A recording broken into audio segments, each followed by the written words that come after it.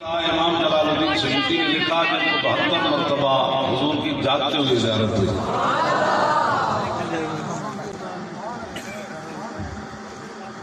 فرمایا کہ امام احمد بن حنبل یہ فرماتے تھے کہ خلیفہ امیر اللہ کو اللہ بخش دے گا قیامت میں، اس لیے کہ جو آدمی قرآن کو مخلوق کہتا تھا، جب اس کے سامنے اس کو لایا گیا تو اس نے کہا کہ یبن الفاعلہ، فرمایا زانیہ دے پترا، او کنجری دے پترا. اے امام جلال الدین سیوطی لکھی. امام احمد بن حنبل فرمایا یہ جڑی گل کیتی نا خلیفہ امین اللہ نے، جڑا بندہ قرآن کو مخلوق کہنا سی، وہ سامنے جب بادشاہ دے پیش ہویا تو انہوں نے کہا یبن الفاعلہ، یبن الفاعلہ وانت تقولو، اور تو انت الذی تقولو، اور تو کہنا ہے کلام اللہ مخلوق، تو کہنا قرآن اللہ کی مخلوق ہے. قال احمد بن حنبل، فرمایا مجھے امید ہے کہ اس جملے کی وجہ سے اللہ خلیفے کو بخش دے.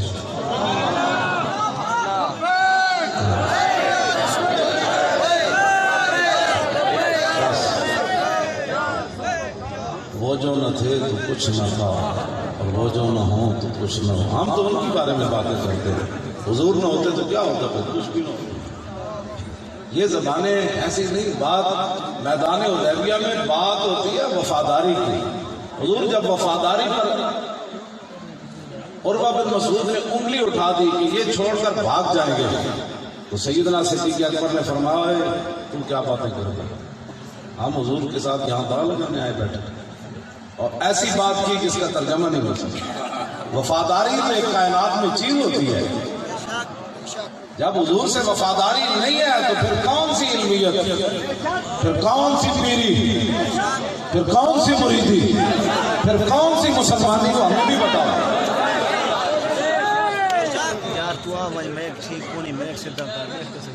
اتنی سخت بات امام احمد بن حنبل کی تھی. اور امام احمد بن حنبل ہو جنے فرمانے بادشاہ نے میں 80 کوڑے ہو جائے مارے، یہ ہاتھی نو ہی لگ دے تو کام ہی چیز اٹھتا. تو میں گل اگلی بھی کرنے لگا. امام صاحب نے اتنے انہیں کوڑے مارے کہ امام صاحب پہ نہیں سن سکتے. ڈاکو نال ملاقات ہو گئی ابو الحسن نال. انہیں دیکھا امام صاحب پریشان ہیں. کہنے لگا حضور پریشان کیوں ہو؟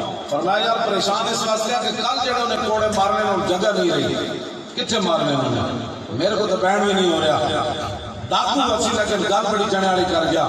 انہیں کہا حضور تسی تو آج 80 خادم یا 100 خادم تے میں 18,000 کوڑے خادم چوری دی خاطر تے میں جا کے پھر چوری کرنی حق دے نہ ہو. میں حق دیا تو میں کم از کم 18,000 کوڑے ضرور کھڑو.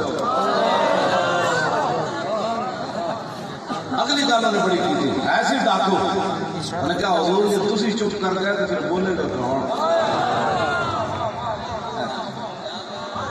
میں تسی چپ کر گئے. پھر ساری زندگی امام احمد بن حنبل نے دعا مانگی سن غفر اللہ لأبی الحسن رحم اللہ ابا الحسن، یا اللہ ابو الحسن کو بخش دیوی. آپ کے پتر عبداللہ کہتے سن ابا جی پتر میں آئے دعا کدے واسطے مانگ رہے ہو؟ فرمایا پترا جب بادشاہ نہ ٹکر ہوئی نا تو میں وقتی طور پہ تھوڑا جا پریشان ہویا تو اس کی گل میں کھڑا کر گئی سی. یہ وہ امام احمد بن حنبل یہ انہاں گل کی تھی. فرمایا اس جملے دی وجہ تو رب خلیفہ امین اللہ نے بخش دے. بابے دا احسان ہے تسی زبانہ چھکائی کر ہو. بابا کلے ٹانگوں سے کھڑا کے فرمائے دل کے رضا ہے خنجر خون خار، اور بار بار ادا سے کہہ دو خیر منائے نہ شر کرے. عشق و محبت، عشق و محبت. پڑھ دے میں نہیں سمجھا سکتا یہ تھوڑے وجہ تو میں پڑھ رہا ہوں. میں نے ٹائم مک گیا، میں صرف تھوڑی وجہ تو. لاؤ جی سنو اعلیٰ حضرت کی بیان کرتا. الحمدللہ والفقہ الاکبر والجامع الکبیر لزیادات فید المبسوط الضرر الغرر بالہدایہ ومنہ البدایہ وإلیہ النہایہ بحمد الوقایہ ونقایت الدرایہ وعین العنایہ وحسن الکفایہ والصلاة والسلام علی الامام الاعظم للرسل الكرام مالکی و شافیہ أحمد الكرام يقول الحسن بلا توقف محمد الحسن وأبو يوسف فإنه الأصل المحيط لكل فضل بسيط ووجيز وبسيط البحر الزخار والدر المختار وخزائن الأسرار وتنبير الأبصار ورد المحتار على منح الغفار وفتح القدير وزاد الفقير وملتقى الأبحر ومجمع الأنهر وكنز الدقائق وتبيين الحقائق والبحر الرائق منه يستمد كل نار فائق فيه المنية وبه الغنية ومراق الفلاح وإمداد الفتاح وإيضاح الإصلاح ونور الإياه وكشف المضمرات وحل المشكلات والضر المنتقى وينابيع المبتغى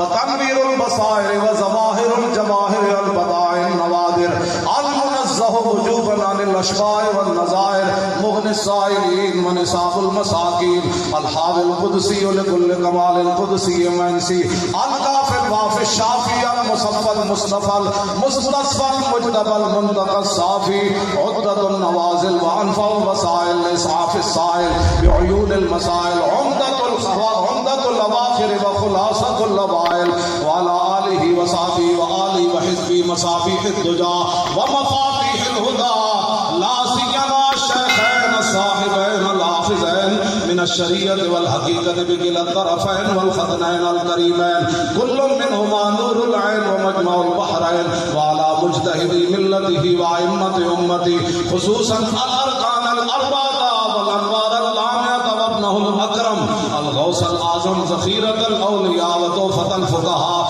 وجامع الفصولين فصول الحقائق والشرع المهذب بكل زين